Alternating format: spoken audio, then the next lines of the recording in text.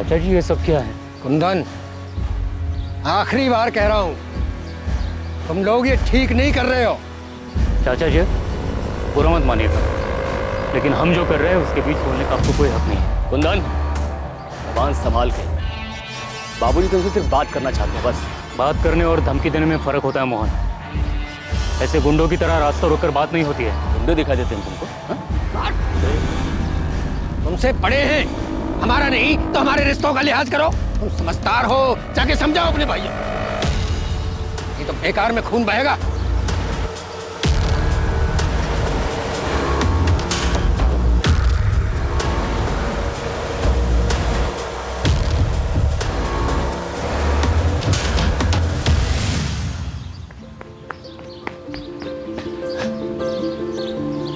मैं फर्स्ट।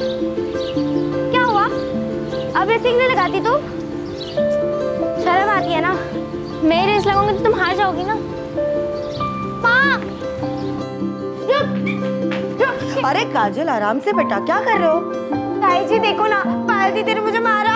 तुम लोग का ना रोज चलता है। पायल, क्यों मारा काजल को? मारा कहाँ? टपकी नहीं माँ। अरे तुम दोनों छोड़ूंगी नहीं। लो काजल, बड़ी बहन को नहीं मारते। आप ना बस पायल दीदी को ही प्यार करती हो। मुझे तो सिर्फ किरण दीदी प्यार करती थी, और उनको तो आपने शादी करवा के ससुराल भेज दिया। तो तुझे भी ससुराल भेज दे दीदी। अरे तुम दोनों लड़ना बंद करो। माँ,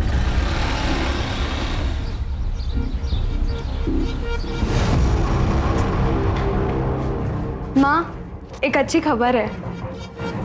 सुनीता, ज्ञान भैया और सुमित कहाँ हैं? भैया, क्या हुआ? भैया सुमित! अरे बात क्या है? भैया सुमित, मुझे चाचा जी और मोहन के इरादे ठीक नहीं लग रहे। बीच रास्ते रोककर धमकी दी है खून बहाने की। हमें यहाँ से जाना होगा।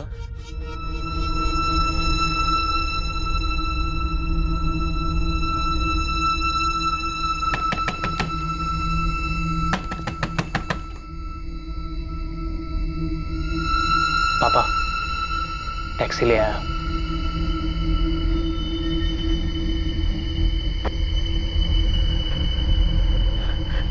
सुनिए ना, सुमन, काजल और पायल को इस तरह अकेले कैसे छोड़ सकते हैं? उन्हें भी ले चलते हैं ना। इतनी रात में लड़कियों को लेकर सफर करना सही नहीं रहेगा। भैया सही कह रहे हैं, चलो।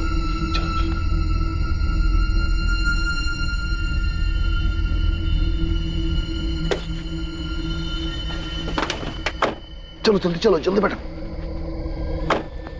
बेटा अपना ध्यान रखना, और काजल और पायल का भी। किसी भी अनजान आदमी के लिए दरवाजा मत खोलना। हम जल्दी तुम लोगों को भी वहां बुला लेंगे।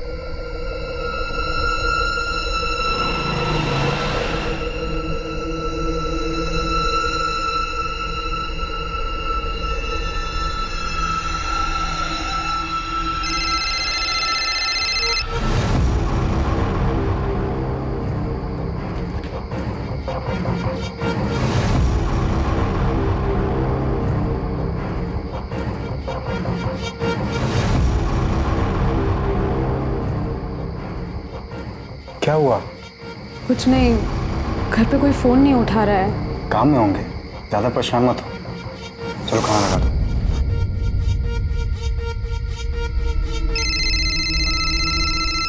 किरण दीदी, हेलो दी, कहाँ हैं आप? आप शादी करके क्यों चले गए? आपको पता है, आपके अलावा मुझे कोई प्यार ही नहीं करता। काजल, दुखी मत हो, मैं हूं ना। मैं अभी भी तुझसे सबसे ज्यादा प्यार करती हूँ। अच्छा सुन, सुमन को फोन दे, मुझे उससे जरूरी बात करनी है। अरे दीदी, इसे छोड़ो, ये तो हमेशा रोती रहती है। ये बताओ जीजू कैसे है? पायल, ये सब बात हम बाद में आराम से करेंगे, ठीक है? सुमन को फोन देना, मुझे उससे बात करनी है।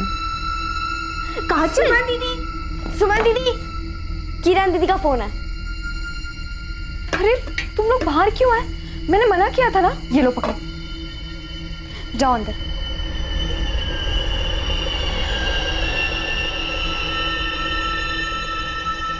हेलो। हाँ दीदी। तू बोल, फोन क्यों नहीं उठा रही थी? कब से फोन कर रही थी मैं? वो दीदी सब निकल रहे थे तो मैंने सोचा आपको आराम से कॉल करती हूँ, पर फिर काम में लग गई। अच्छा सुन, तूने दरवाज़ा तो ठीक से बंद किया है ना? हाँ दीदी, लेकिन मुझे लोगों का डर लग रहा है। कुंदन चाचा ठीक कह रहे थे, मोहन चाचा और दादाजी का तो कोई ठिकाना नहीं है। मुझे बहुत डर लग रहा है, तुम लोग अकेले हो। आप चिंता मत करो।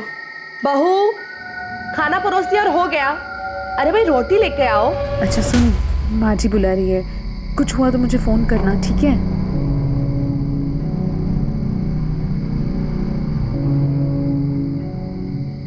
दीदी भूख लगी है। हाय।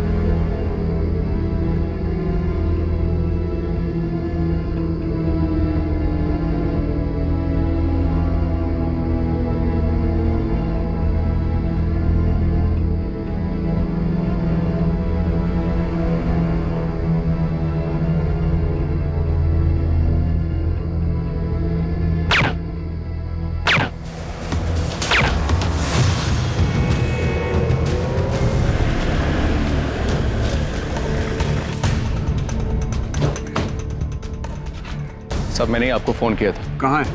इधर, इस घर। तब दरवाजा अंदर से बंद है, उधर खिड़की की तरफ।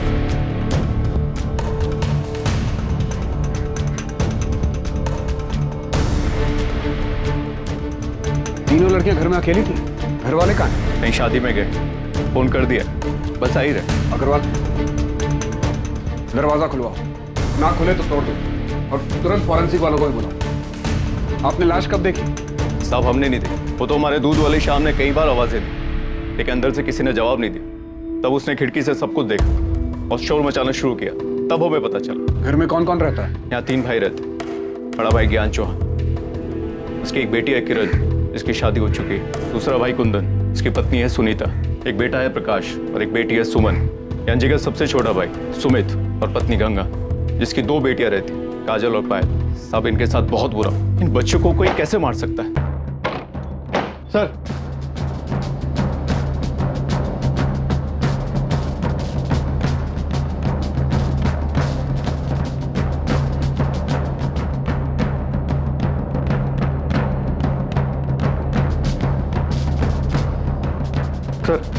ये देखिए,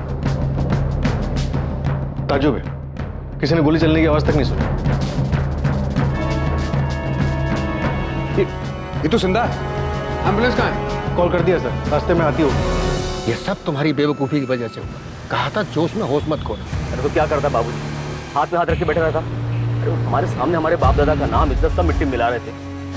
अब कुछ तो करना ही था ना। बस कुछ करने के चक्कर में अपना घर, अपना गांव, ये सब छोड़ करके छुपके भागना पड़ रहा है। मुझे तुम्हारी बातों में आना ही नहीं चाहिए। तो शायद ये लड़की हमें कातिलों तक पहुंचा सके। बस ये मनाओ कि बच जाए। समझ में नहीं आ रहा तीनों लड़कियों को मारने की क्या वजह हो सकती है। काजल और पायल, वो दोनों काजल पायल छोड़ूंगा मैं नहीं, उनको काट के रख दूंगा। क्या हो गया?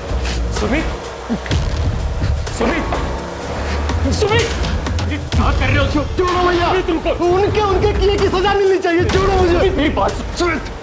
ये किसके बारे में बात कर रहे हैं? वो गजेंद्र सिंह चौहान और उसके बेटे मोहन के बारे में।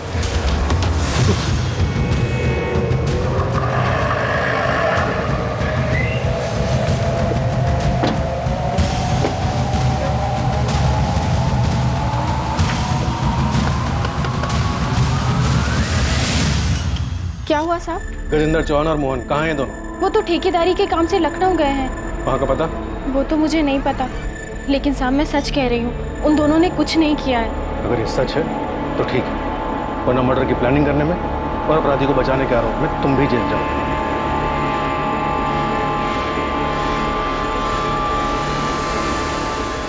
साले हमारी बच्चियों को मार के भाग गए सर। ये गजेंद्र की क्या दुश्मनी है आपसे? गजेंद्र चाचा और पिताजी के बीच में बंटवारा बहुत पहले हो चुका था, लेकिन अब वो हमारी ये जमीन भी लेना चाहते हैं। जब बंटवारा हो चुका था तो वो आपकी जमीन पर हक कैसे जमा रहे? घटिया लोग हैं सर। कहते हैं खानदानी जमीन है, खानदान में ही रहनी चाहिए। हमारे घर में 4 लड़कियां और 1 लड़का है। ज्ञान भैया की बेटी किरण की शादी के समय हमने अपनी जमीन का 1 टुकड़ा बेचा था। गजेंद्र चाचा जी चाहते थे घर की जमीन है तो वो हम उन्हें बेचे, पर वो बहुत कम दाम दे रहे थे, तो हमने वो जमीन किसी और को बेच दी। बस यहीं से वो लोग दुश्मनी पाल कर बैठ गए। साहब, घर की औरतों को भी नहीं छोड़ा उन लोगों ने। मना किया था हमने, जमीन मत बेचो, लेकिन ये लोग सुनने से रहे। चाची हमें पैसों की जरूरत थी। अरे तो हम कौन सा जमीन भीख के मांग रहे थे? पैसे दे रहे थे ना। हाँ तो तुमको आधे दाम में जमीन बेच देते हैं। तुम्हारे बाप के हर काम में बाबूजी ने साथ दिया, उसका क्या? अब तुम लोग की पढ़ाई के लिए तुम्हारा बाप आया था रोते गिड़गिड़ाते हुए हमारे पास। फालतू की बात मत कर। मैं फालतू की बात कर रहा हूँ। चाचा जी रोके ना इन्हें। ये लोग क्या कर रहे हैं? आप लोग जानते हैं आप लोगों की मांग गलत है। इस तरह मार पीट करके क्या मिलेगा? चाचा जी रोके ना इन्हें। चाचा जी मोहन छोड़, मोहन छोड़। आपने पुलिस कंप्लेंट क्यों नहीं की थी साहब, अग्रवाल सबको पता है। गजेंद्र चौहान उसके बेटे नहीं किया ये सब? हाँ साहब, गुड्डे लेके घुस गए और घर की औरतों के साथ भी धक्का मुक्की की। हमें बहुत डर लग रहा है, कमीने लोग हैं, वो किसी भी हद तक गिर सकते हैं। साहब हम सच करें, हमने कुछ नहीं किया है। बहुत चर्बी चढ़ी ना तुम दोनों को। लोगों के घर में घुसते हो, मारपीट करते हो, औरतों के साथ धक्का मुक्की करते हो, और तुम लोगों को लगा तुम्हें कोई कुछ नहीं बोलेगा। हाँ छोड़ो ये। ये सब किरण की शादी के तुरंत बाद हुआ था, करीब 1 महीने पहले। उसके कुछ दिनों के बाद दोनों बेल पे बाहर आ गए। उसके बाद उन्होंने कुछ किया? नहीं साहब, वो लोग काफी दिन तक चुप थे। हमें लगा मामला संभल गया, लेकिन फिर परसों हमने अपनी जमीन का 1 और टुकड़ा बेचा था। उन लोगों को भनक लग गई तो कल मुझे रास्ते में उन्होंने धमकी दी थी। तुम समझदार हो, जाके समझाओ अपने भाइयों को, नहीं तो बेकार में खून बहेगा। फिर ऐसी हालत में आप शादी में कैसे चले गए? शादी में नहीं गए थे साहब, वो तो हमने पड़ोसियों को ऐसे ही बताया था। हम यहाँ पास के गांव बालीपुर में जाकर छुपे हुए थे। वहाँ सुमित की पत्नी गंगा के रिश्तेदार रहते हैं, तो हम सब लोग मेरे बेटे प्रकाश को साथ लेकर वहाँ चले गए थे। बच्चियों को अकेला क्यों छोड़ा? बालीपुर में हमारा कोई जमा हुआ ठिकाना नहीं था। हमने सोचा कि लड़कियां घर में ही सुरक्षित रहेंगी, लेकिन हमें क्या पता था साहब, क्या आफतों का यहाँ इंतजार कर। हम सपने में भी नहीं सोच सकते थे कि वो हमारी बेटियों के साथ ऐसा करे। उनकी दुश्मनी तो हमसे थी, फिर हमारी बच्चियों के साथ। कुंदन, तुम्हारा बेटा प्रकाश वो कहाँ है? साहब, जब से उसने अपनी बहनों के बारे में सुना, उसकी तो जैसे हिम्मत ही टूट गई।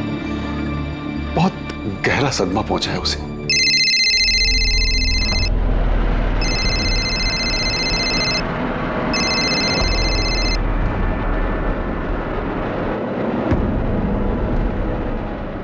अरे प्रकाश, खाना तो खाकर जा बेटा। अरे नहीं माँ, मैं बाहर खा लूंगा। अरे थोड़ा तो खा। ये लड़का भी ना। हटो पायल। चल सुमन, ले तू खा ले। अच्छा, बेटे ने मना कर दिया तो हमें खिला रही हो? क्यों, तुम लोगों को कभी खिलाती नहीं क्या? मैं ऐसे बोल रही हो? वैसे माँ, जो भी कहो, तुम्हें ना सबसे ज्यादा प्यार प्रकाश से है। वो तो है। देखो, तुम लोग किरण की तरह शादी करके ससुराल चले जाओगे तो बुढ़ापे में मुझे मेरा बेटा ही काम आएगा ना। जितना बेटा बेटा करना है कर लो, लेकिन बुढ़ापे में ना बेटे ही साथ देती है ना? चाची, क्या हो गया चाची? देखना मेरी सुमन मेरे बच्ची को क्या हो गया? सर, गजेंद्र के बहू माला का कहना है कि गजेंद्र और मोहन ठेकेदारी के काम से लखनऊ के पास गए हुए। मैं दोनों के फोन ट्राई कर रहा हूँ, लेकिन वो स्विच ऑफ है। उनकी लास्ट लोकेशन ट्रैक करो, पता करो वो कहाँ की थी। सर, सुमन के घर से मिला है।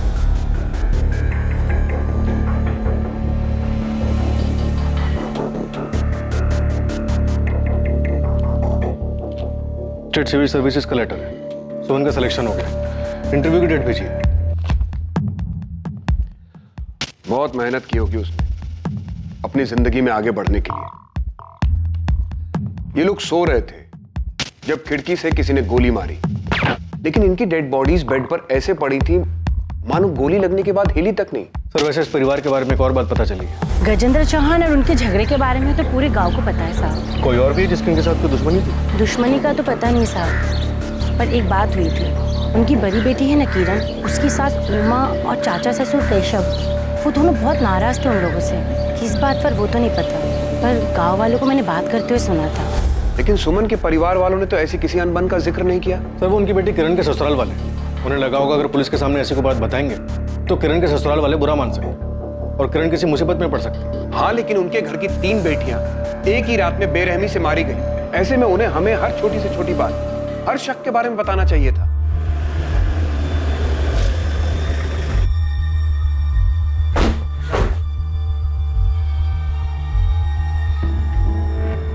कहाँ है प्रकाश? ना फोन उठा रहा है ना मैसेज का जवाब दे रहा है।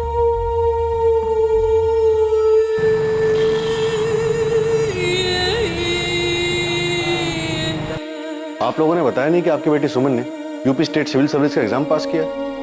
कैसी बातें कर रहे साहब, हमें तो इस बारे में कुछ भी नहीं बताया। कुंदन, सुनीता, किरण, क्या तुम लोगों को कुछ पता है? नहीं भैया, हमें तो कुछ नहीं पता है।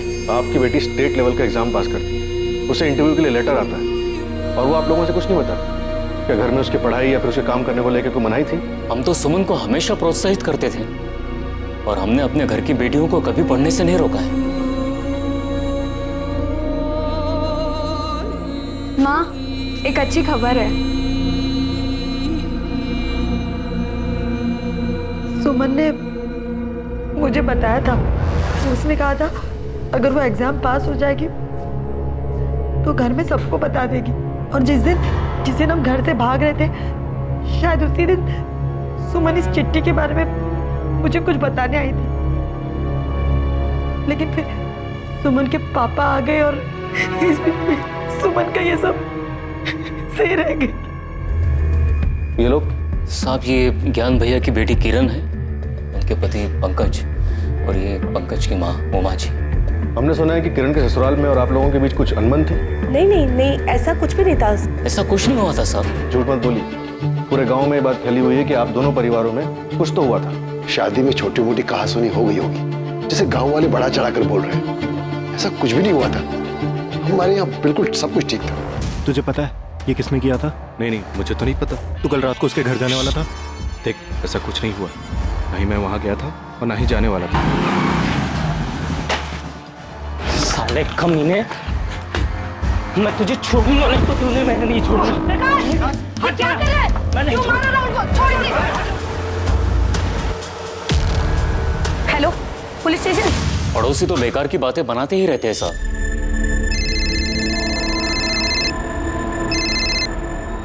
हेलो सर, मैंने कुछ नहीं किया है। सर, ये साला झूठ बोल रहा है। सर, इसने ही मार मेरी मदद कर रहा है। सर, इसने ही मार। क्या ये सब? हमें कुछ नहीं पता साहब, हम तो बस इतना जानते हैं काजल और पायल मयूर मैडम गांव में ट्यूशन पढ़ने जाते हैं, शाहीपुर गांव। सर राहुल मेरा बेटा है, लेकिन मुझे नहीं पता कि प्रकाश को क्या हुआ है। सर, इसकी कोई गलती नहीं, प्लीज इसे जाने दीजिए। सर, ये दोनों माँ बेटे झूठ बोल रहे हैं। ये साला मेरी बहन पायल के पीछे पड़ा हुआ था और जब उसने इसे मना कर दिया तो इसने उसे मार डाला। पूरा दिन थकावट करेगी। पायल, रुक ना, ये देख, मैं तेरे लिए कार्ड लाया। मुझे कोई कार्ड नहीं चाहिए। अरे भाव क्यों खा रही हो? देखो, मैं तुम्हें बहुत लाइक करता हूँ। राहुल, बेकार की बातें मत करो, जाने दो हमें। पायल,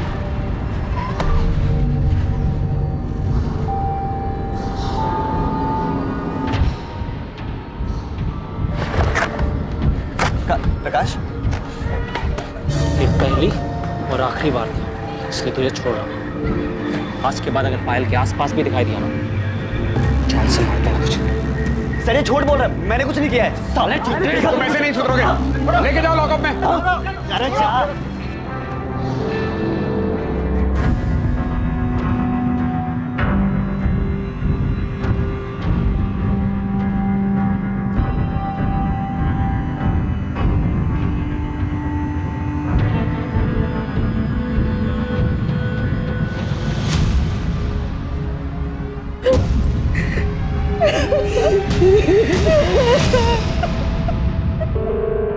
सर, दोनों विक्टिम्स के बॉडी में सेडेटिव के ट्रेसेस मिले हैं। मतलब मारने के पहले बेहोश किया गया था। हॉस्पिटल से सुमन का ब्लड सैंपल भी आ गया है, उसे भी स्टडी कर रहे हैं। मुझे पूरा यकीन है कि सुमन के ब्लड में से भी आपको इसी सेडेटिव के ट्रेसेस मिलेंगे।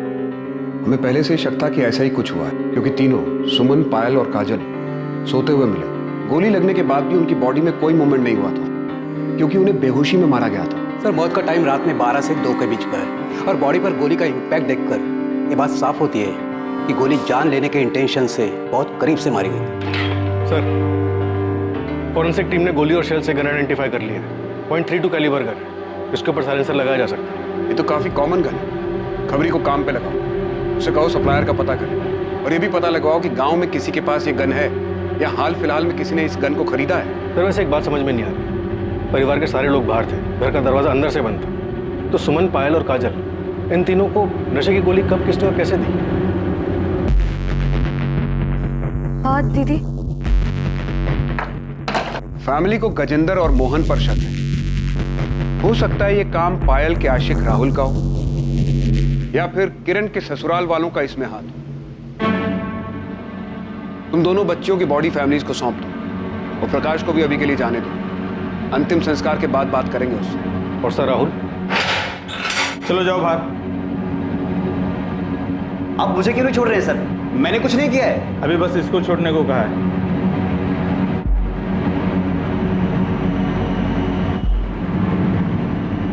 सुमन, कहीं जाने की जरूरत नहीं। क्यों? मैं क्लासेस जा रही हूँ। कहा ना कहीं नहीं जाना। प्रकाश, ये अचानक क्या हो गया तुझे? बस माँ, बहुत पढ़ लिया इन लोगों ने, अब घर की बेटियां घर में ही रहेंगी। क्या बोल रहा है तू? क्या हो गया? बाहर लड़के छेड़ते हैं इन्हें। आप लोग क्या चाहते हैं, हमारी और बेइज्जती हो? बेइज्जती इनकी वजह से नहीं, तेरी वजह से हो रही है। खुद पढ़ाई लिखाई छोड़कर बैठ गया है और जो पढ़ रहे हैं उनके पीछे पड़ा हुआ है। इन्हें कोई कुछ बोलेगा तो मैं देख लूंगा। आपकी बेटियों को छेड़ते हैं बाहर लड़के। प्रकाश, तू अपने काम से काम रख। घर के मामले में बोलने के लिए घर के बड़े जिंदा है अभी, समझा तू? सुमन, तुम जाओ पढ़ने, तुम्हें कोई नहीं रोकेगा।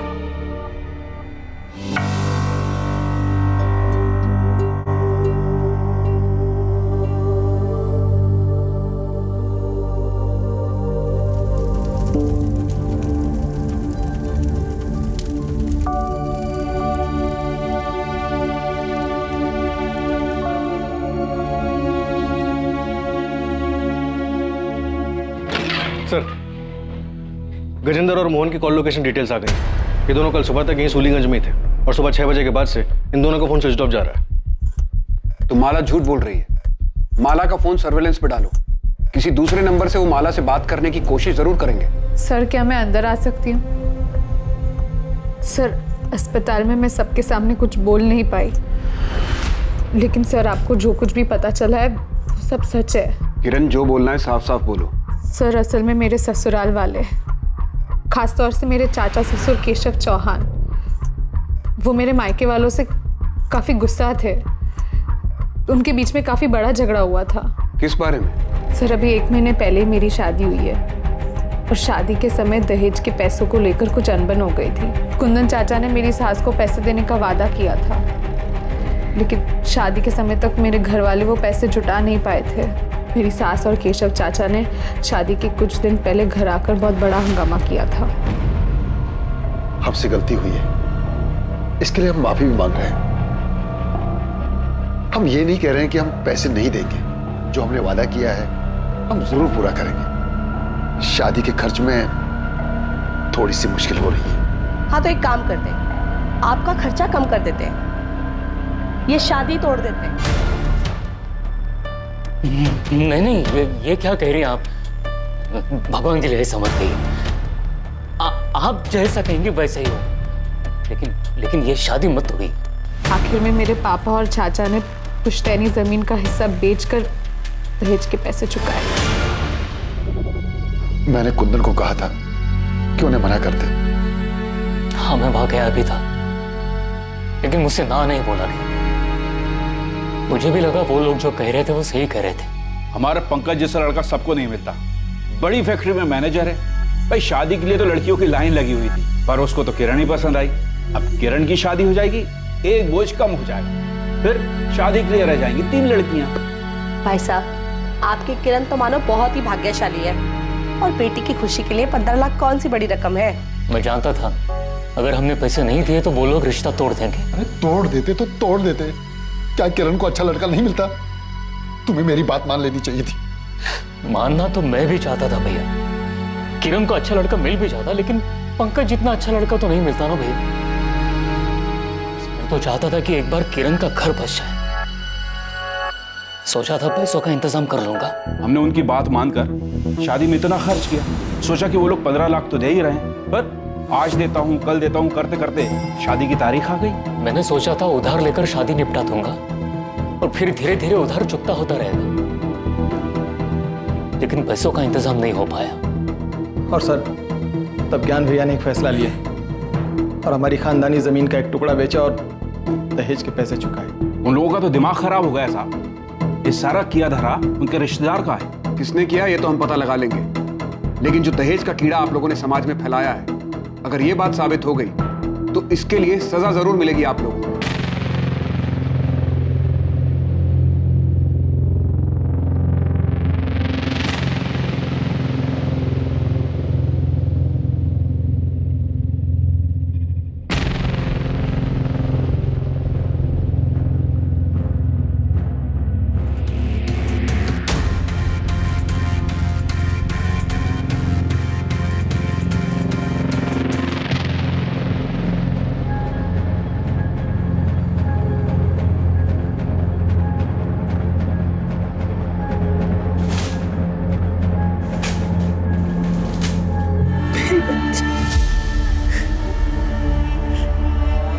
ऐसे कैसे उन लोगों ने दुश्मनी निकाली?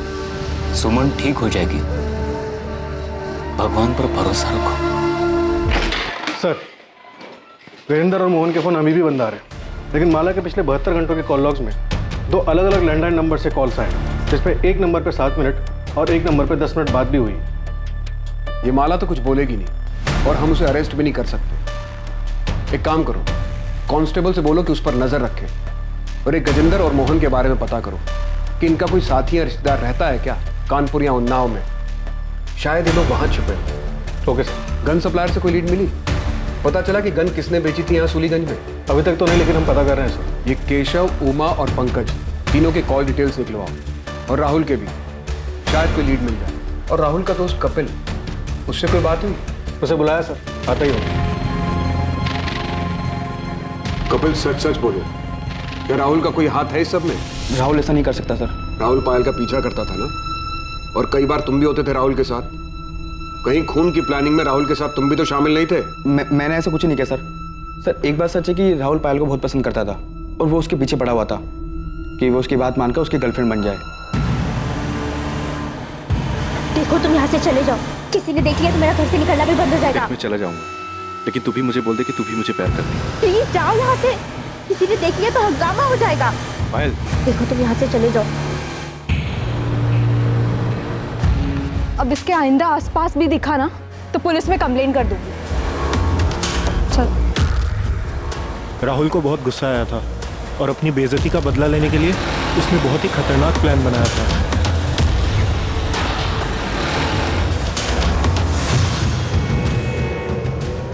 अभी ना सिर्फ पानी फेंका है, अगली बार सच में से फेंकूंगा। प्यार करता हूं तुझसे, समझ नहीं आता तुझे? दिमाग खराब हो गया तुम लोगों का? सिर्फ इसलिए कि एक लड़की ने मना कर दिया तुम ऐसे फेंकने चले गए? सर, वो पानी तो था सर। पानी तो था, लेकिन एक लड़की को डराने के लिए काफी था कि अगर वो उसकी बात नहीं मानेगी तो उसके ऊपर एसिड भी फेंका जा सकता है। कभी सोचा क्या गुजरती होगी उन लड़कियों का? बस चल पड़े दोस्ती निभाने के लिए। ये नहीं सोचा कि किस ट्रॉमा से गुजरेगी वो लड़की। और क्या हुआ था? बस सर, और कुछ ही नहीं। कपिल, मैं तुम्हें पायल को हैरेस करने के जुर्म में लॉकअप में डाल सकता हूँ, तो सच बोल दो। सर, वो उस रात राहुल पायल के घर जाने वाला था सर। तो सच में पायल के घर जा रहा है? हाँ, मैंने सुना है कि प्रकाश उस टैक्सी वालों को बोल रहा था कि आज पूरा परिवार शादी में जा रहा है। आज सही मौका है। लेकिन उसने तो तुझे ना कहा था। तो जब मुझे वहाँ देखेगी ना कि उसके 100 बार मना करने के बाद भी मैं उससे मिलने आया, तो वो समझ जाएगी कि मैं उससे सच्चा प्यार करता हूँ। लेकिन उसने फिर से मना किया तो मैं उसे समझा दूँ कि प्यार जब जुनून बन जाए तो क्या होता है, उसे हाँ करना ही होगा। तो पायल का पीछा करता था, उसके मना करने के बाद भी तो उसके पीछे पड़ा रहा। यहाँ तक कि प्रकाश और सुमन के डांटने के बाद भी तो अपनी हरकतों से बाज नहीं आया। तूने उसके ऊपर पानी फेंक कर उसे धमकी दी कि अगर उसने हाँ नहीं किया तो तू उसके ऊपर एसिड फेंक देगा? नहीं सर, मैं पसंद करता था उसे, प्यार करता था उससे, और सुमंदी ने जब मुझे मारा तो मुझे बहुत बुरा लगा था। इसीलिए मैंने पायल को धमकी दी थी। जिस दिन पायल का मर्डर हुआ तो उसके घर गया था ना? तो क्या हुआ था वहां? तू वहां पहुंचा, पायल को प्रपोज किया, पायल ने फिर मना किया, तुझे गुस्सा आ गया। इतनी बेइज्जती और इनकार के बाद तूने पहले तीनों बहनों के खाने में नशे की दवा मिलाई और फिर आधी रात को वापस आकर उन्हें मार दिया। ऐसा कुछ नहीं हुआ था, मैं तो वहां गया भी नहीं था। राहुल झूठ मत बोल। सर मैं सच कह रहा हूँ, मैंने वहां जाने का सोचा था, लेकिन पापा घर में थे इसलिए मैं घर से बाहर निकल नहीं पाया। सर आप चाहें तो मेरे घर वालों से पूछ सकते हैं। सर मैंने राहुल के पेरेंट्स से बात की, उनका कहना है कि राहुल उस रात घर पे था। माँ बाप हैं, अपने बेटे को बचाने के लिए सच झूठ कुछ भी बोलेंगे। कॉल रिकॉर्ड्स आ जाएं एक बार राहुल के, पता चल जाएगा कौन कितना सच बोल रहा है। तुमने सुमन के परिवार के बारे में पता किया? उस रात वो बालीपुर में कहाँ थे? हाँ सर, अपने रिश्तेदार के घर में ही रुके थे। सुनीता और गंगा रिश्तेदार के घर में, ज्ञान और सुमित पड़ोसियों के यहाँ, और प्रकाश और कुंदन खलियान में। सर आपको वाकई में इस राहुल पर शक है? अक्सर इस उम्र के लड़के प्यार और ऑब्सेशन के नाम पर सही और गलत में फर्क नहीं कर पाते। पायल का इनकार राहुल बर्दाश्त नहीं कर पाया होगा और बदले में उसने पायल को मार दिया होगा। राहुल को सुमन पर गुस्सा तो था ही, क्योंकि सुमन ने उसे थप्पड़ जो मारा था, और वो काजल, वो कोलेटरल डैमेज होगी। पूरे चांसेस हैं कि राहुल ने किया ये, लेकिन अभी श्योरिटी के साथ कुछ नहीं कह सकते। हेलो, ठीक है हम अभी आ रहे हैं। सुमित का फोन है, सुमन को होश आ गया, चलो।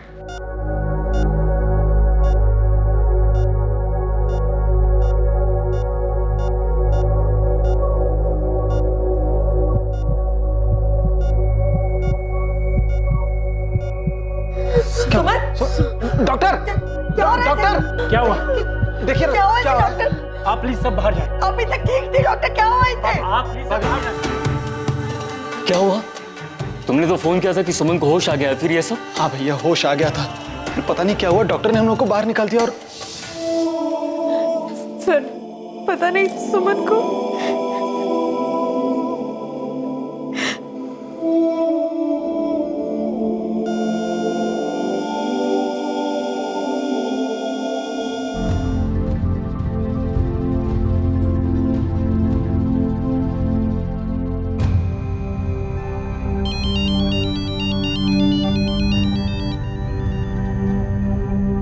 हेलो,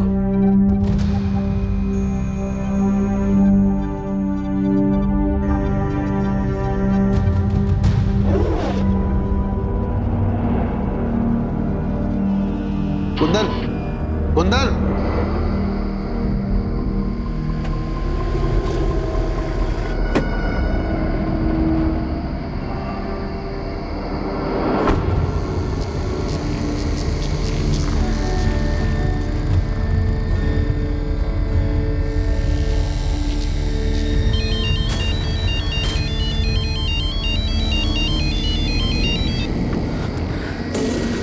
हाँ भैया। कहाँ हो कुंदन? भैया निसोली। वहाँ क्या कर रहे हो? बदला लेने आए हो भैया, छोड़ू ना इन कमीनों को। किससे? किसकी बात कर रहे हो? कुंदन, कुंदन, कुंदन, हेलो, हेलो, क्या हुआ? सर पूरे परिवार के फोन लोकेशन डिटेल्स और कॉल रिकॉर्ड्स आ चुके हैं। देखो शायद उसमें कोई लीड मिल जाए। क्या हुआ, आप लोग इतने घबराए हुए क्यों हैं? मैं कुंदन से फोन पे बात कर रहा था, एक चीख सुनाई दी, लगता है किसी ने उस पर हमला किया। उसने फोन भी नहीं उठाया। उसने कुछ बताया? कहाँ है वो? साहब उसने बताया कि निसोली गांव में है, कुछ बदले की बात कर रहा था। निसोली में कौन है? निसोली में हमारे दादाजी का घर है, जो बहुत दिनों से बंद पड़ा है। आपके दादाजी मतलब गजेंद्र के पिताजी का? जी सर। कब तक ऐसे अलग अलग जगह छुपते फिरेंगे? बस कुछ और दिन बाबूजी, अब तो सुमन ही नहीं रही।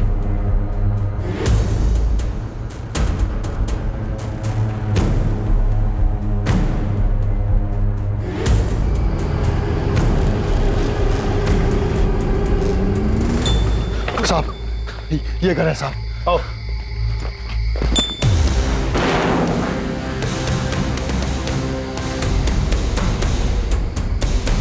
कुंदन का है।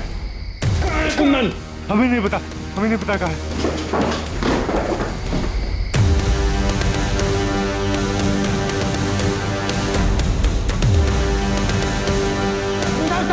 अरे हमने कुछ नहीं किया साहब, कुछ नहीं किया। कुछ नहीं किया तो छुपे हुए क्यों थे? डर गए थे, हमको लगा कि वो सारा इल्जाम वो लोग हम पर डाल देंगे, तो इसलिए साहब हमारा यकीन कीजिए, हमने कुछ नहीं किया। हमको तो ये भी नहीं मालूम था कि वो अंदर अंदर पड़ा हुआ है। तुम लोग किसी भी हद तक जा सकते हो। तुम लोगों ने कुंदन और उसके परिवार को धमकी दी थी ना, उनके परिवार की औरतों के साथ मारपीट की और आखिर में बच्चियों को मार के अपना बदला पूरा किया। जमीन के लिए किया ना ये सब। साहब हम मानते हैं कि हमने धमकी दी थी, सुनीता और गंगा के साथ हाथापाई भी हुई थी, लेकिन हमने कत्ल वाले दिन नहीं, सिर्फ 4 दिन पहले धमकी दी थी। साहब हमने बच्चियों को नहीं मारा है। अगर मारना होता तो हम उस प्रकाश को मारते, बच्चियों को नहीं। अब चाहे तो जांच कर सकते हैं। उस रात हम उस घर के आसपास भी नहीं गए थे साहब। सर, आपसे एक बात करूं। ये बाप बेटा तो एक ही रट लगाए हुए कि इन्होंने नहीं मारा। मुझे भी लगता है कि दोनों सच बोल रहे। तुम बताओ क्या बात करनी थी? सर ये देखिए,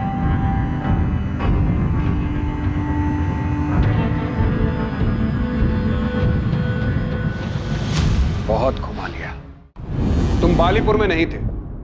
रात होने के बाद तुम वहां से निकल गए। सूलीगंज आकर तुमने सुमन, पायल, काजल को मारा और फिर वापस बालीपुर लौट गए। क्यों प्रकाश?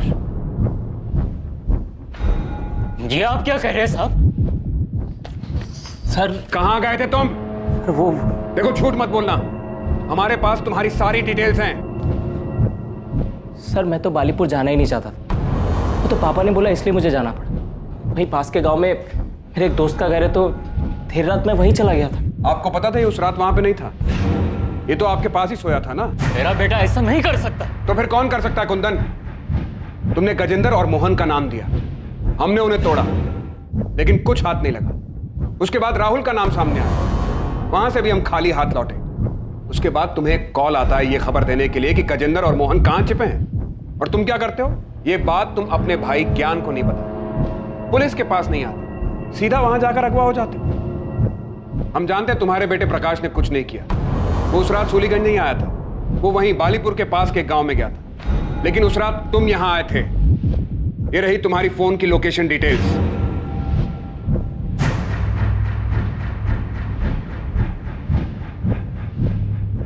अब तुम बताओगे कि तुमने मारा और क्यों मारा, या फिर तुम्हारे बेटे प्रकाश को डालें जेल में? हाँ मैंने ही मारा है सुमन, काजल और पायल को।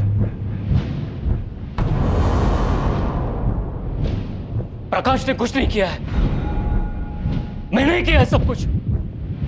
अच्छा प्लान बनाया था तुम, अपने घर की लड़कियों को मार दो और सारा इल्जाम अपने चाचा और उसके बेटे पर लगा।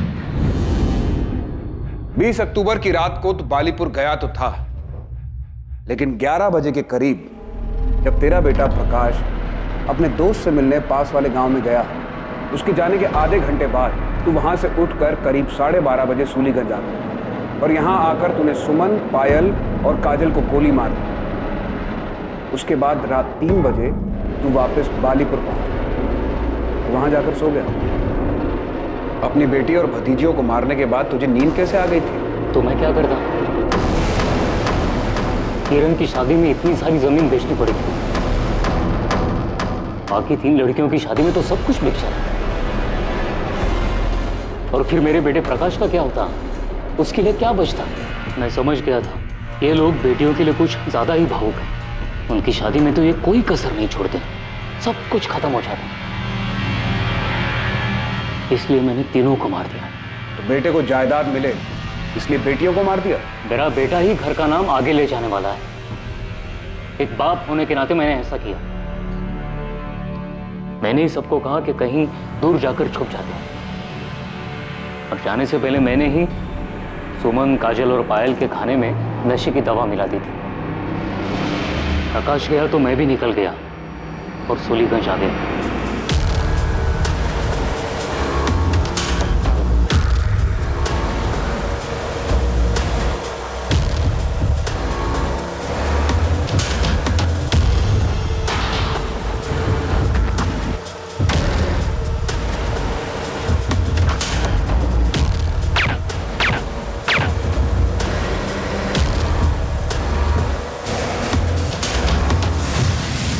गन कहां से मिली तुम्हें? वो मेरा एक पुराना दोस्त है, उससे ही साइलेंसर वाली गन ली थी। और अब कहां है गन? वो गन मैंने गांव के पास वाले नाले में उसी रात फेंक दी थी। और तुम गजेंद्र और मोहन के पास कैसे पहुंचे? वही जो दोस्त थे, मैंने उससे ही कहा था उनका पता करने के लिए। मैंने उसे कहा था गजेंद्र और उसके बेटे से बदला लेना है, क्योंकि उसने मेरी बच्चियों का खून किया है। मैं वहां से भैया को फोन करने वाला था, लेकिन भैया का फोन खुद ही आ गया। हाँ भैया। कहाँ हो कुंदन? भैया निसोली। वहां क्या कर रहे हो? कुंदन, कुंदन। मैंने ही आवाज निकालकर फोन कट कर दिया और वहीं से एक पत्थर उठाकर उससे अपना सर फोड़ दिया और स्टोर रूम में जाकर खुद को बंद कर लिया।